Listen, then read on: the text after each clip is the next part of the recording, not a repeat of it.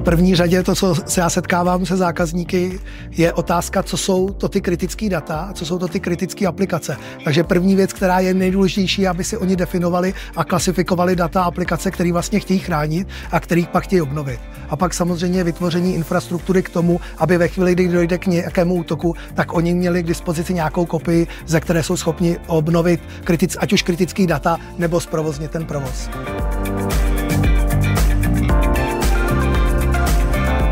Co se týče prvního, rád bych zmínil, že to, co je důležitý, tak ta kontrola je offlineová, je v tom trezoru, to znamená, je to jeden z pilířů, kdy v první řadě je ta izolace, to znamená fyzicky logické oddělení zálohy od produkční infrastruktury, tak aby útočník neměl k dispozici přístup do toho samotného trezoru. Pak je důležitá immutabilita, takzvaný zamknutí těch dat, aby nemohli je smazat, nějak modifikovat. A tu zamčenou kopii těch dat my vezmeme a kontrolujeme. Kontrolujeme ji způsobem, že provede se celá analýza dat, tak aby my jsme věděli strukturu zálohovaného obsahu. Podporované jsou všechny enterprise zálohovací systémy na trhu, takže my potřebujeme znát strukturu dat.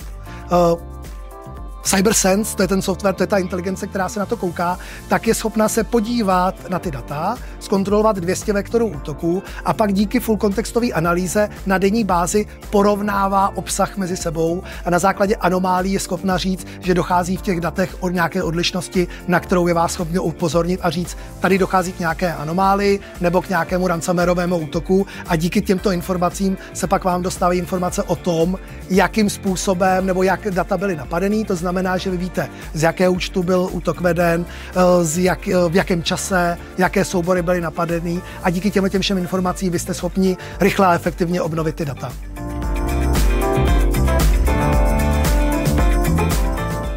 Měli by někde začít. Spousta zákazníků vlastně, tak jak jsem na začátku zmínil, nemají klasifikovaný rizika, nemají klasifikovaný data a kritické aplikace. Takže ve chvíli, kdy si tyhle ty věci vydefinujou, vytvoří si plán, jakým způsobem ty data zálohovat, můžou pracovat i se zbytkovým rizikem, že ty informace nechtějí obnovit, i ty data nechtějí, ale ve chvíli, kdy mají trezor a mají vytvořenou nějakou infrastrukturu, tak nedílnou součástí této infrastruktury je ten proces, je vlastně i ten proces obnovy. Jsou tam nějaké runbooky a další věci, které pak umožňují vytvoření jasně daného postupu, jak rychle a efektivně dostat ty data zpátky do produkce. Ať už se jedná o obnovu do cleanroomu nebo zpátky do produkční infrastruktury, která je vyčištěná.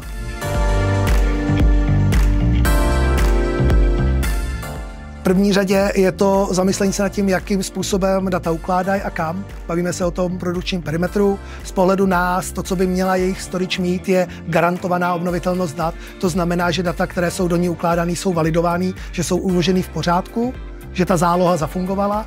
Pak samozřejmě mít k dispozici nástroj storage, která je schopná data validovat. To znamená, že po celou dobu životního cyklu oni zůstávají v pořádku uložený a že jsou schopni obnovit. To je to, když se bavíme o produkční infrastruktuře. A jelikož bereme, že ta produkční část infrastruktury je riziková a je napadnutelná a je možné být zdiskreditovaná útočníkem, tak je potřeba mít k dispozici izolovanou offlineovou kopii záloh. To, co já vnímám, to je to mandatorní. Mít k dispozici něco offlineového, z čeho já budu obnovovat. Protože ve chvíli, kdy budu uvažovat o scénáři, že jsem přišel veškerá data a infrastrukturu v rámci produktní části, tak já musím mít k dispozici něco, z čeho jsem schopen obnovit.